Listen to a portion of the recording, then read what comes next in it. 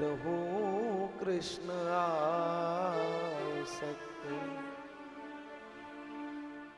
मन मेरा विचलित न हो, बिरथा श्वास न जाय, हरि सुमिरू ध्याऊं हरि, सुवंदौ मन बचकाय।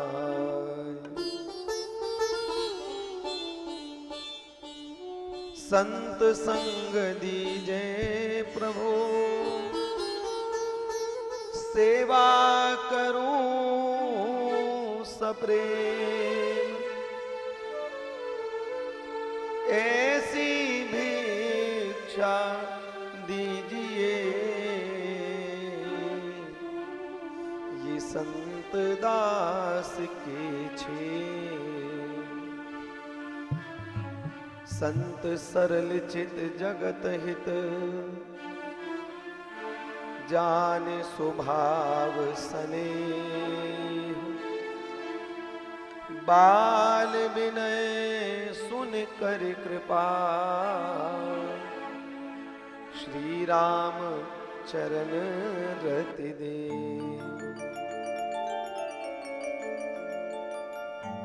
मंगल आदि विचार रह, वस्तु ना और अनूप, हरिजन को यश गावते, ये हरिजन मंगल रूप। सब संतन निर्णय कियो, मथ श्रुति पुराण इतिहास, भजवे को दो ही सुघर, ये के हरि के हरिदास। श्री गुरु अग्रदेव आज्ञा दई, हरि भक्तन को यश गाओ, भवसागर के तरन को नाहिन और उपाय। बार बार पद बंदों श्री नाभा आभाइन, काढ़्यो गाभा वीर को श्री भक्त माल रस दे।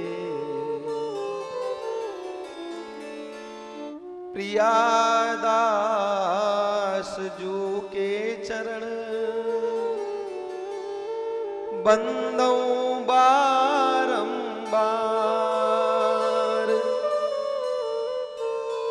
कीनी भक्ति रस बोधनी, ये टीका अति सुख सार। हरिजू आए विराजिए, कथा सुनो इतिहास, तुम श्रोता भक्त माल के, ये तब पद रज हम दास। प्रहलाद नारद पराशर पुंडरीक, व्यासांबरीश शुक शौनक भीष्म दालम्यान, रुक्मांगदार्जुन वशिष्ठ विभीषणादीन, पुण्यान मान परम भागवता नमामि। पुण्यान मान परम भागवता नमामि। भक्त भक्ति भगवंत गुरु चतुर नाम बपु एक, इनके पद बंदन किए नाशत विघ्न अनेक।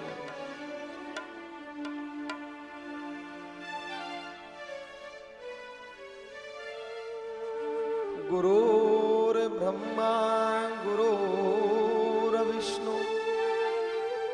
गुरुर्देवो महेश्वरा, गुरुर्साक्षात् परम ब्रह्म तस्मै श्री गुरुवे नमः। वाञ्छाकल्पतरुभ्यश्च कृपा सिन्धुभ्य एव च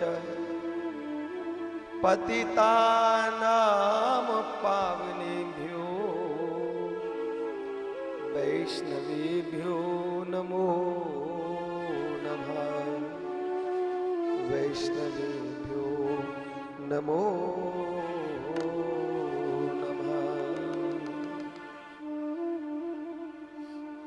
मेरो राधा रमण गिरधारी,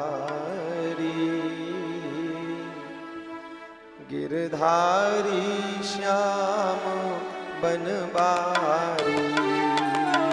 मेरो राधा रमण गिरधारी, गिरधारी श्याम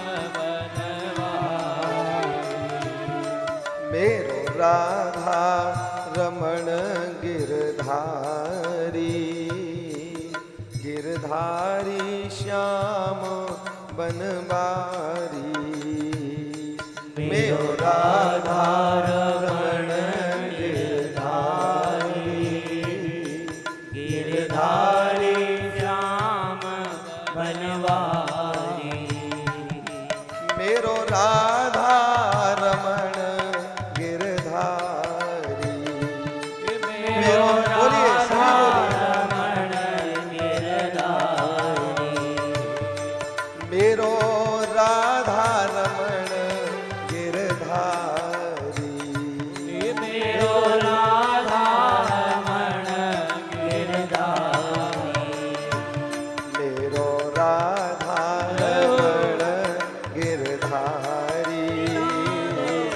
गिरधारी श्याम बनवारी। मेरो राधा सभी बोलो, बोलिए प्रेम से। गिरधारी श्याम बनवारी। आहा मेरो राधा रमण गिरधारी, गिरधारी श्याम बनवारी। मेरो राधा रमण गिरधारी, गिरधारी श्याम बनवारी। मैं तो बार बार बलिहारी, मैं तो बार बार बलिहारी। शोध लीजे मेरी बनवारी, शोध लीजे मेरी बनवारी। ए जी मेरो राधा रमण गिरधारी, गिरधारी श्याम बनवारी। मेरो राधा रमण गिरधारी, गिरधारी श्याम बनवारी। मेरो राधा रमण गिरधारी, मेरो राधा रमण गिरधारी।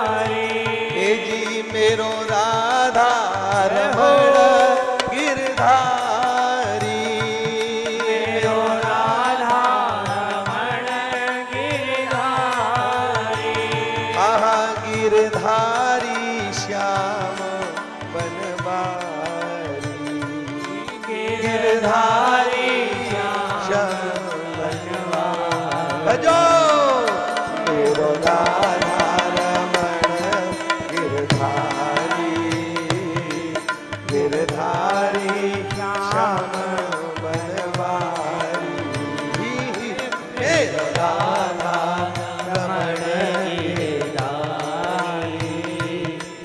गिरधारी श्याम बनवारी। जय हो भक्तमाल की जय राधा गोपाल की जय हो भक्तमाल की जय राधा गोपाल की जय राधा गोपाल की जय राधा गोपाल की जय राधा गोपाल की जय राधा गोपाल की हाँ जय राधा गोपाल की जय राधा गोपाल की जय राधा गोपाल की जय राधा गोपाल की जय हो भक्तमाल की जय राधा गोपाल की जय हो भक्तमाल की जय राधा गोपाल की जय हो नावादास जी जय हो प्रिया दास जी जय हो नामदास जी की जय हो प्रिया दास जी जय हो सूरदास जी जय हो तुलसीदास जी जय हो तुलसीदास जी जय हो तुलसीदास जी जय हो कर्मा माई की जय हो मीरा बाई की जय हो कर्मा बाई की जय हो मीरा बाई की ओ जय हो भक्तमाल की जय राधा गोपाल की जय हो भक्तमाल की जय राधा गोपाल की जय हो भक्तमाल की जय राधा गोपाल की जय हो भक्तमाल की जय राधा गोपाल की हाँ जय राधा गोपाल की जय राधा गोपाल की जय राधा गोपाल सभी बोलो भैया, सब बोलो। जय राधा गोपाल की जय राधा गोपाल की जय राधा गोपाल की जय राधा गोपाल की जय जय हो। राधा गोपाल की जय हो भक्तमाल की जय राधा गोपाल की जय हो भक्तमाल की जय राधा गोपाल की जय हो भक्तमाल की जय राधा गोपाल की जय हो भक्तमाल की जय राधा गोपाल की गुरु भक्त वत्सल भगवान की जय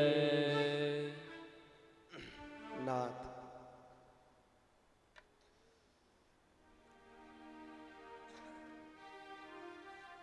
वांछा कल्पतरु अकारण करुणा वरुणालय प्राणधन श्री गोवर्धन नाथ जी की महती कृपा करुणा से परम पावन बैसाख मास में हम सबको श्री ठाकुर जी की अतिशय प्रिय श्री भक्तमाल कथा के श्रवण का और स्मरण का सौभाग्य प्राप्त हो रहा है।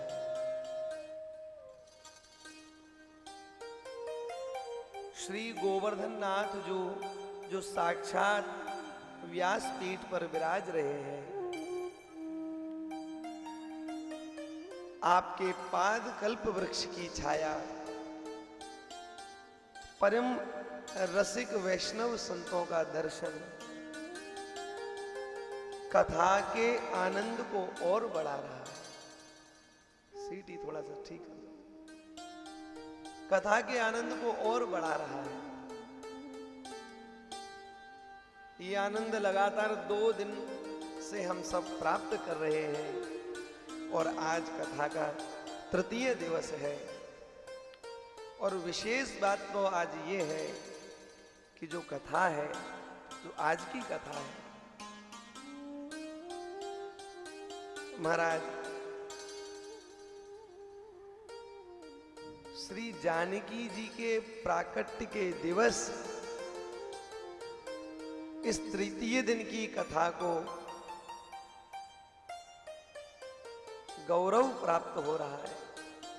तीसरे दिन की कथा को गौरव प्राप्त हो रहा है। क्या कि ये कथा जानकी नवमी के शुभ दिन में है। बैसाख शुक्ल पक्ष की नवमी तिथि को आहा जनक सुता जग जनन जानकी अतिशय प्रिय करुणा निधान की ताके जुग पद कमल मनावहु जासु कृपा निर्मल मति पावहु। ऐसी श्री किशोरी जी के प्राकट्य का सुंदर दिवस है और गौड़ीय संप्रदाय के वैष्णवों के लिए भी आज का दिन बड़ा शुभ है, क्योंकि आज श्रीमन महाप्रभु चैतन्य देव के अभिन्न अंग श्री नित्यानंद प्रभु, जिनकी कृपा करुणा के बिना श्री गौर चरणारविंद में प्रीति असंभव है, ऐसे श्री नित्यानंद प्रभु की आहा परम पतिव्रता सुलक्षणी देवी जहानुबा का भी जन्मदिन आज के दिन है। जहानुबा मैया आज के दिन ही आपका प्राकट्य है और श्री ठाकुर जी की कथा का ऐसे सुंदर दिन हम सब जन स्मरण कर रहे हैं।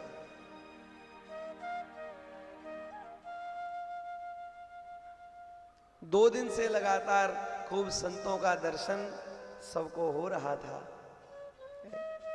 पूज्या तुलसी जी, पूज्या राधिका जी और पूज्य हमारे श्री चैतन्य संगी जी महाराज यहाँ कृपा पूर्वक 2 दिन में पधारे और आज तृतीय दिवस में साक्षात श्री हरि की कृपा के ही अवतार हमारे परम प्रिय श्री नरेश भैया जी का भी आज आगमन का समाचार दास को प्राप्त हो चुका है। तो पूज्य भैया जी भी अपने मय परकर के साथ पधारेंगे। भैया जी की ऐसी कृपा, ये सब दैवीय शक्तियों से संपन्न जीव हैं। खास बात ये कि भैया की उम्र भी बहुत अधिक नहीं और कोई साधु वेश में भी नहीं है, लेकिन श्री ठाकुर जी की दैवीय शक्तियों से भैया ऐसे परिपूर्ण है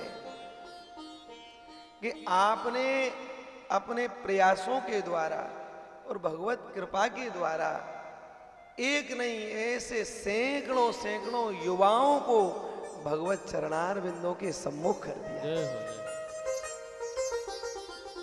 ऐसा सुंदर और ज्यादा दूर नहीं, यहाँ पास में ही साहिबाबाद स्थान है, वहां पर आपकी सुंदर कुंज है, नाम है नारदीय निकुंज और वहां युगल सरकार प्रिया प्रियतम राधा माधव का ऐसा सुंदर दर्शन है महाराज, मन को मोहित कर देने वाला।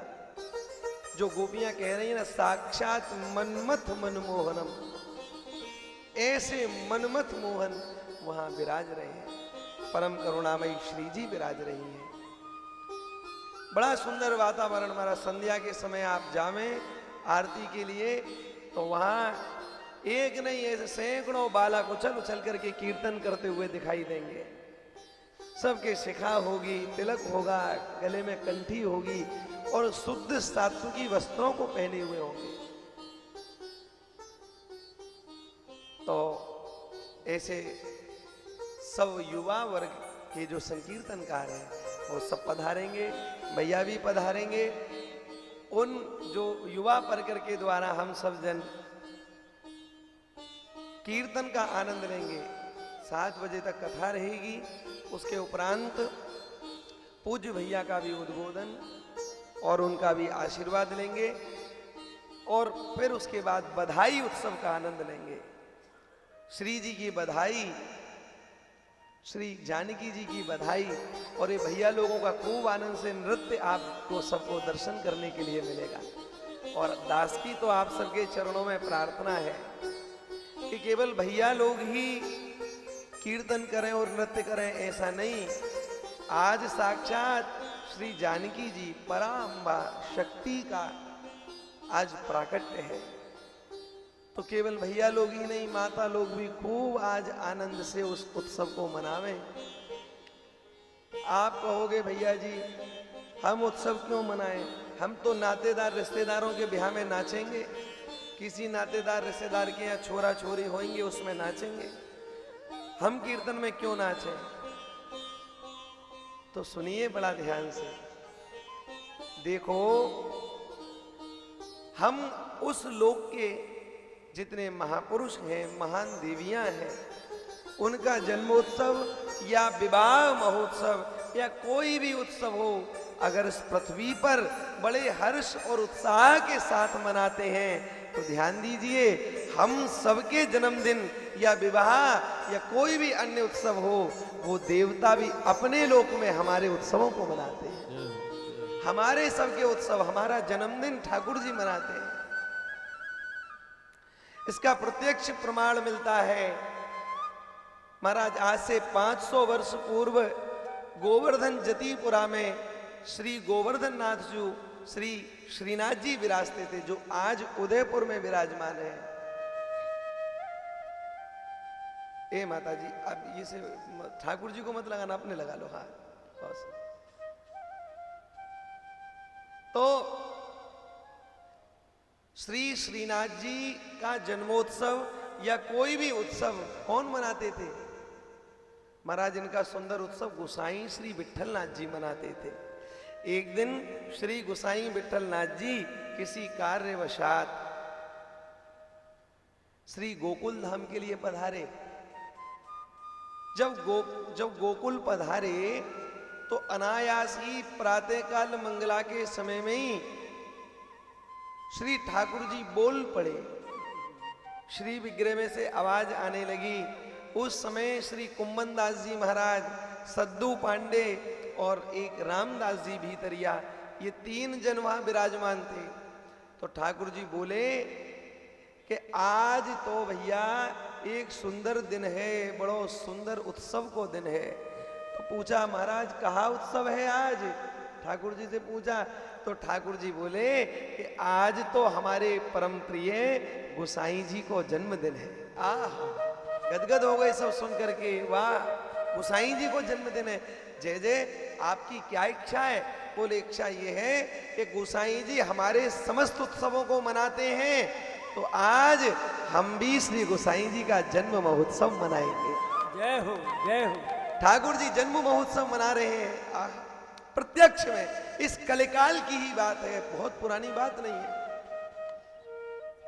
सबने पूछा ठाकुर जी जय जय, आप क्या चाहते हैं, किस प्रकार से उत्सव मने? जो आप आदेश करें उसका हम पालन करें।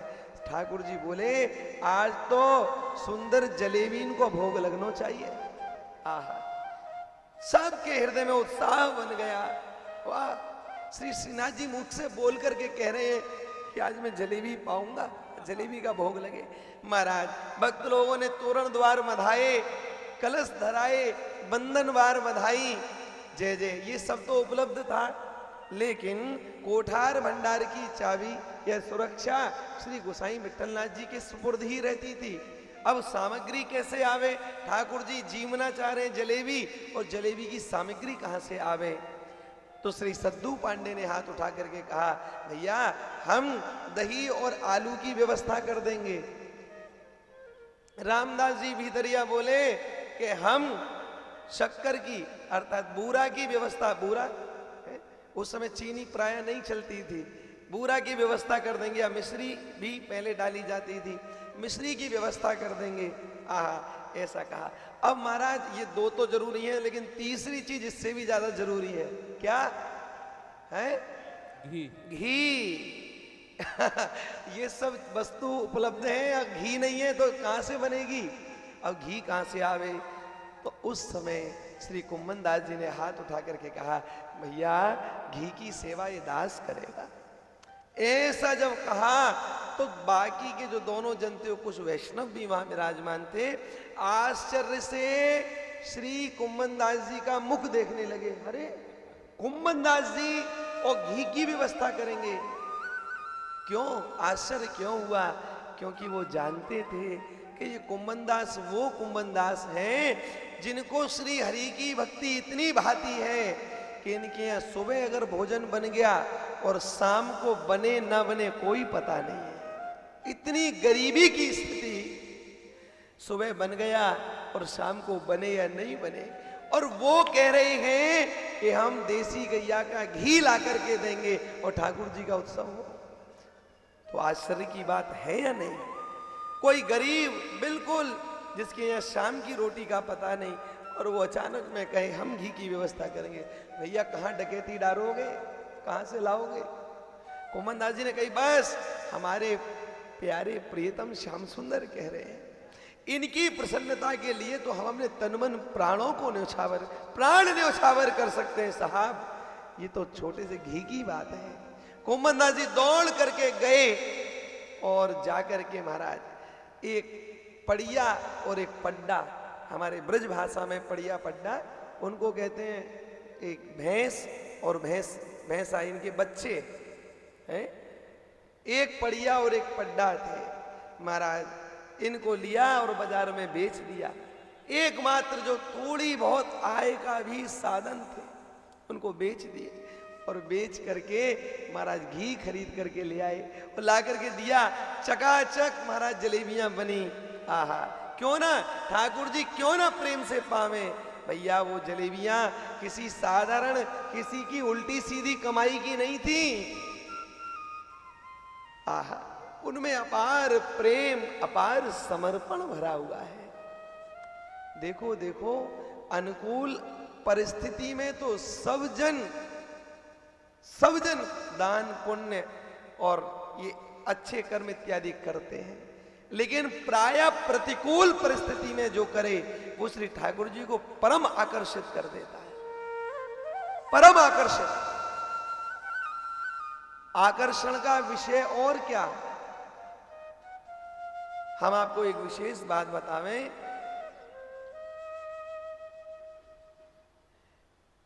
एक बार एक ब्राह्मण देवता मथुरा में विराजते थे और श्री श्रीनाथ जी की, गोवर्धननाथ जी की सेवा करते थे। तो एक बार उनके मन में आया कि अहो श्री ठाकुर जी की ग्रीष्म ऋतु है तो गर्मी के समय में पुष्पों का श्रृंगार करो। महाराज विश्राम घाट के निकट पहुंचे और निकट जाकर के विश्राम घाट पहुंचे और विश्राम घाट पर जाकर के पुष्पों को खरीदने लगे। महाराज पुष्प जो खरीदे उसी क्षण पुष्प की एक ढेरी बनी हुई थी और उसी क्षण वहां पर एक राजा, उस समय जो राजा यहाँ के थे उनका एक सेवादार, एक सैनिक अर्थात जो किसी प्रतिष्ठित पद पर था, वो भी आ गया। तो उसने कहा अरे भाई ये ढेरी आप मत लो, ये हम लेंगे। अब महाराज इन्होंने कि ले, ये तो साधारण से एक राजा का नौकर ही तो है, एक उनका सेवादार ही तो है, एक साधारण से राजा के लिए हठपूर्वक ऐसा कह रहा है। तो जब ये साधारण राजा का, तो हम असाधारण राजा के सेवक हैं, ये फूल तो श्री ठाकुर जी को ही चढ़ेंगे। महाराज ताब आ गया। तो 10 पैसा की फूलों की ढेरी थी भैया, 10 पैसा की, पुराने समय की बात। उन्होंने कहा हम 20 पैसा देंगे इसका। किसने कहा? राजा के सेवक हैं, हम इसके 20 पैसा देंगे। ताब में आ गए, बोले हम देंगे 50 पैसा। महाराज ये बोले 1 रुपया। अरे बात बढ़ते बढ़ते 5 रुपया पर आ गई। 10 पैसा की ढेरी और 5 रुपया की कीमत उसकी उन पंडित जी ने लगा दी। महाराज जब 5 रुपए उसकी कीमत लगाई तो जो साधारण पगार पाने वाला सेवक था उसने दुम दबा करके भागना ही वहां से उचित समझा। बोले अब 10 पैसा की चीज 5 रुपया में मैं क्यों लूं। महाराज इन्होंने 5 रुपया में वो ढेरी खरीदी और खरीद करके ले आए। आहा, पुष्पों को श्री ठाकुर जी को माला गूंथ करके और माला पधराई। लेकिन ये भी कोई बहुत धनाढ्य नहीं थे,